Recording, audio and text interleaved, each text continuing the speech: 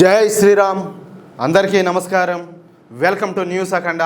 నేను మీ కస్తూరి శ్రీధర్. మిత్రులారా, దేశ సర్వోన్నత న్యాయస్థానమైనటువంటి సుప్రీంకోర్టు నీట్ పేపర్ లీక్ వ్యవహారంలో దేశవ్యాప్తంగా జరిగినటువంటి ఆందోళనలు, అలాగే ఆ ఆందోళనలపైన పోలీసులు తీసుకున్నటువంటి చర్యల విషయంలో ఒక రేంజ్ లో సంచలన తీర్పు అయితే ఇచ్చింది. సుప్రీంకోర్టు చీఫ్ జస్టిస్ అయినటువంటి సూర్యకాంత్ గారు, జస్టిస్ జైమాల్ బక్షి, అలాగే జస్టిస్ మోహనాలతో కూడినటువంటి ధర్మాసనం నిరసనల్లో పాల్గొన్న విద్యార్థులకు తాత్కాలికంగా పెద్ద ఓటనిచ్చింది. ఆందోళనలో పాల్గొన్న వాళ్ళపైన నమోదైనటువంటి ఎఫ్ఐఆర్ల విషయంలో ఎప్పటికిప్పుడు ఎలాంటి కఠిన చర్యలు తీసుకోవద్దు, అరెస్టులు కూడా చేయొద్దంటూ సుప్రీంకోర్టు చాలా క్లియర్ గా ఆదేశాలు జారీ చేసింది. దీంతో పాటు కేంద్ర ప్రభుత్వంతో సహా 7 రాష్ట్రాలకు నోటీసులు పంపినటువంటి సుప్రీంకోర్టు ఈ మొత్తం వ్యవహారం పైన పూర్తి వివరాలతో సమాధానం ఇవ్వాలని చెప్పేసి గట్టిగా ఆదేశించింది. ఈ కేసులో చాలా తీవ్రమైన ఆరోపణలు వచ్చినందువల్ల ఎవరికి కొమ్ము కాయకుండా మొత్తం వ్యవహారం పైన పారదర్శకంగాను అలాగే స్వతంత్రంగా విచారణ జరగాల్సిందేనని చెప్పేసి సుప్రీంకోర్టు గట్టిగా తేల్చెప్పింది. అయితే సుప్రీంకోర్టు ఈ ఊరటను ఎలాంటి షరతులు లేకుండా మాత్రం ఇవాళ 18 సంవత్సరాల కంటే తక్కువ వయసుండి గతంలో ఎలాంటి క్రిమినల్ రికార్డు లేని నిజమైన విద్యార్థులను మాత్రమే వెంటనే విడుదల చేయాలని చెప్పేసి చాలా క్లియర్ గా స్పష్టం చేసింది. అదే సమయంలో సీరియస్ క్రిమినల్ రికార్డులు ఉన్న వాళ్ళు, అలాగే మర్డర్ కేసులు, రౌడీ షీట్లు లాంటి తీవ్రమైన కేసుల్లో ఉన్న వాళ్ళపైన మాత్రం చట్ట ప్రకారంగా చర్యలు యథావిధిగా కొనసాగుతాయని సుప్రీంకోర్టు స్పష్టం చేసింది. అర్థమైందా ఈ లాజిక్?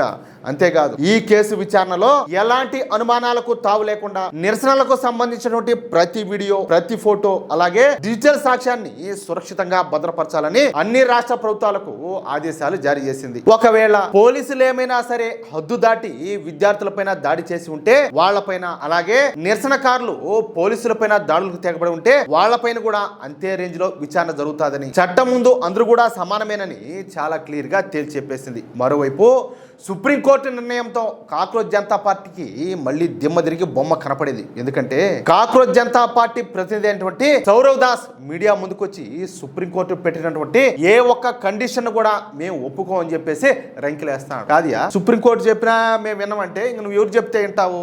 అంటే ఇంక నువ్వు ఈ దేశంలో పుట్టినోడువేనా, ఈ దేశంలో పెరిగినోడువేనా, అసలు ఈ దేశానికి సంబంధించినోడువేనా? ఒకవేళ నువ్వు ఈ దేశానికి సంబంధించినోడు అయితే ఖచ్చితంగా అత్యున్నత న్యాయస్థానం ఏదైతే చెప్పిందో దాన్ని పాటించాలా? లేదంటే లేదు మా పక్కన న్యాయం ఉండదు అని చెప్పేసి నువ్వేదో ఆ కోర్టు తీర్పుకో లేకపోతే ఆదేశాలకు నువ్వు సవాల్ చేయి, నువ్వు ఒక పిల్లయి లేకపోతే ఒక పిటిషన్ అయ్యి, అంతేనా కాదా? అసలు ఈ కేసు వాదించడానికి సిజేపీ వాళ్ళు కపిల్ సిబాల్కు ఏకంగా ₹1 కోటి ఫీజు చెల్లించారంటూ విమర్శలు కూడా వస్తున్నాయి. వీళ్ళని చూస్తేనేమో అంత బెక్కా ఫకీర్ల మాదిరి ఉన్నారు. వీళ్ళ ₹1 ఎక్కడి నుంచి వచ్చింది?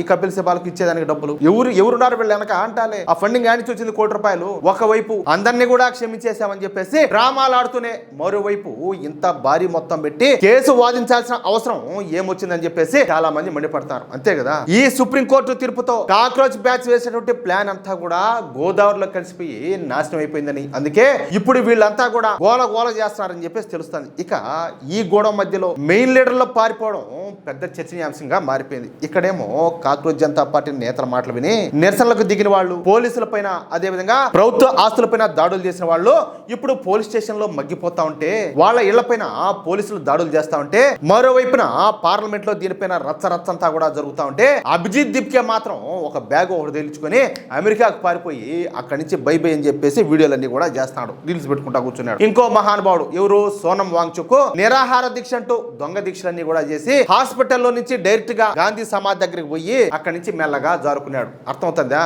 అంటే వీళ్ళిద్దరే కదా ఆడుండింది పార్లమెంట్ లో. వీళ్ళు అడిగిన డిమాండ్ల గురించే చర్చ అంతా కూడా జరుగుతా ఉంటే ఈ లీడర్లు ఎక్కడా కూడా ముందుకు రాకుండా మాయమైపోవడం ఇప్పుడు పెద్ద చర్చగా మారింది. ఇక కపిల్ సిబాల్ పక్కన కూర్చున్నటువంటి ఈ సౌరవ్ దాస్ లింకులు విదేశీ ఫండింగ్ తీసుకునేటటువంటి ఏజెంట్లతో ఉన్నట్టు తెలుస్తుంది. చూడండి లింకులు ఎక్కడి నుంచి ఎక్కడికున్నాయో. నార్వే రాజధాని ఓస్లోలో మన ప్రధాని నరేంద్ర మోడీ గారిని కావాలని నిలదీసినటువంటి ఒక మహిళా జర్నలిస్ట్ పనిచేసే ఆర్గనైజేషన్ లోనే వీడు కూడా పనిచేస్తాడు. అర్థమవుతుందా? ఆ ఆర్గనైజేషన్ కి ఫండ్స్ ఇచ్చేది మన దేశాన్ని నాశనం చేయాలని చూసేటటువంటి జార్జ్ సోరెస్ గాడు. వీళ్ళంతా కూడా ఒకే పళ్ళెంలో తినేటటువంటి దొంగల బ్యాచ్ అన్నమాట. సరే, కేసు ఏమో పడింది. ఇప్పుడేమో మాకు సుప్రీంకోర్టు పెట్టిన కండిషన్ లో నచ్చలేదంటూ బిల్డప్ ఇస్తున్నారు. అసలు ప్రభుత్వం కూడా ఇక్కడ చాలా స్మార్ట్ గా వ్యవహరించింది.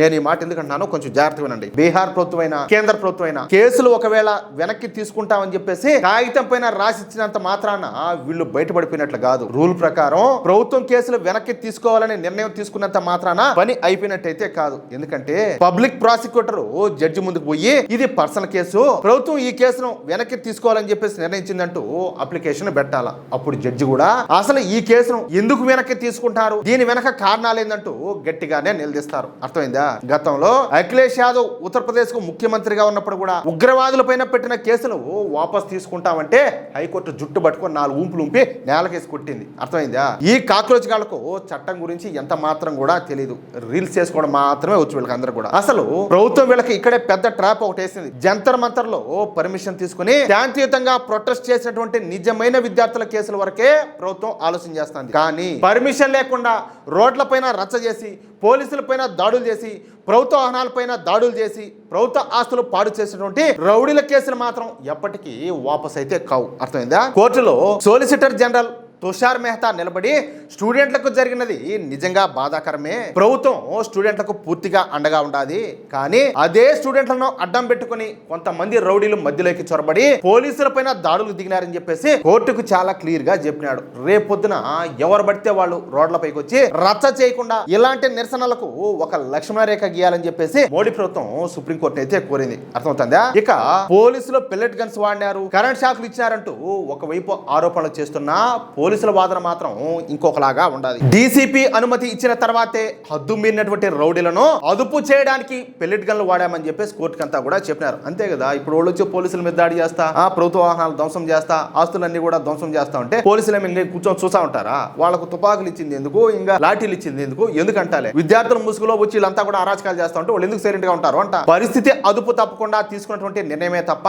కావాలని విద్యార్థులను టార్గెట్ చేయలేదని ప్రభుత్వం స్పష్టం చేసింది. అసలు జంతర్ మంతర్ లో ప్రొటెస్ట్ పేరుతో ఎంతమంది క్రిమినల్స్ వచ్చారో లెక్కలు వింటే చెప్పాలంటే మైండ్ బ్లాక్ అయిపోతుంది. ఈ నెల 20వ తేదీన జరిగిన గొడవకు దాదాపుగా 10,000 నుంచి 15,000 మంది వస్తే వాళ్ళలో ఏకంగా 2,873 మంది పాత క్రిమినల్స్ రౌడీ షీటర్లు ఉన్నారని చెప్పేసి పోలీసు లెక్కలన్నీ కూడా చెప్తున్నాయి. అంటే నిరసన పేరుతో వచ్చిన గుంపులో దాదాపుగా ప్రతి 5 మందిలో ఒకరు ఈ అరాచక శక్తులే ఉన్నారు. ఆమ్ ఆద్మీ పార్టీ నేత అయినటువంటి సౌరభ్ భరద్వాజ్ ఢిల్లీలో ఉన్నటువంటి ఏరికొన్న రౌడీలందరినీ కూడా తెచ్చి ఇక్కడ పడేసినాము, ఇప్పుడు ప్రభుత్వం ఏం చేసుకుంటాదో చేసుకోమని చెప్పేసి నోటుకు వచ్చినట్టు వాగినాడు. అర్థమైందా? దానికి సంబంధించిన వీడియోలు సోషల్ మీడియాలో అంతా కూడా వైరల్ అవుతున్నాయి. ఆ 2,873 మంది రౌడీలలో 989 మంది ఘోరమైన మర్డరర్లు అలాగే క్రైమ్లు చేసిన వాళ్ళు ఉన్నారు. వాళ్ళలో 101 మంది పక్కాగా హత్యలు చేసి జైలుకు వెళ్లి వచ్చినటువంటి నాటు క్రిమినల్స్ అయితే అందులో 42 మంది ఐదేసి మర్డర్లు చేసిన వాళ్ళు ఉన్నారు. ఇంకో 12 మంది ఏకంగా 10 కంటే ఎక్కువ మర్డర్లు చేసినటువంటి నరరూప రాక్షసులు కూడా ఉన్నారు. ఏం పని వాళ్ళ కాడ? ఏం పని అంటాలే? వీళ్లతో పాటు 62 మంది హత్యాయత్నం చేసిన వాళ్ళు, 61 మంది రేప్ కేసులు ఉన్నటువంటి కామాంధులు, 25 మంది ఆడపిల్లలను వేధించినటువంటి ఆకతాయిలు, మరొక 6 మంది చిన్న పిల్లలపైన దారుణాలకు పాల్పడి పోక్సా కేసుల్లో ఉన్నటువంటి మృగాలు కూడా ఈ గుంపులో ఉన్నాయి. చూడండి ఎలాంటి వాళ్ళు ఉన్నారు. అక్కడ నిరసనకు వచ్చినటువంటి మంచి కుటుంబాల ఆడపిల్లలను అలాగే స్టూడెంట్లను కూడా ఈ రౌడీ బ్యాచ్ వేధింపులు గురి చేసింది. ఇక వీళ్ళలో 229 మంది పైన పిస్టల్లు అలాగే నాటు తుపాకులు కలిగి ఉన్నటువంటి ఆర్మ్స్ యాక్ట్ కేసులు కూడా ఉన్నాయి. మరొక 67 మంది డ్రగ్స్ అమ్మేటటువంటి కేటుగాళ్ళు అయితే 284 మంది పెద్ద పెద్ద దొంగతనాలు అలాగే దోపిడీలు చేసేటువంటి గరానా దొంగలు కూడా ఉన్నారు. ఆ 284 మందిలో 155 మంది 2-3 సార్లు దోపిడీలు చేసి దొరికినటువంటి పాత నేరస్తులే. వీళ్లకు తోడు 135 మంది జేబు దొంగలు, గొలుసులు కొట్టేసేటటువంటి దొంగలు కూడా అక్కడికి వచ్చారు. అందుకే నిరసనకు వచ్చేటువంటి చాలా మంది స్టూడెంట్ల ఫోన్లు పర్సులు అక్కడికక్కడే మాయమైపోయినాయి. చాలా మంది చెప్తున్నారు మా ఫోన్లు పోయినాయి, మా పర్సులు పోయినాయి. అదంతా కూడా వీళ్ళ సలవే. ఆఖరికి UAPA NSA కేసులో ఉన్నటువంటి ఉగ్రవాదుల సహచరులు, ఆమ్ ఆద్మీ పార్టీ కౌన్సిలర్ భర్త అయినటువంటి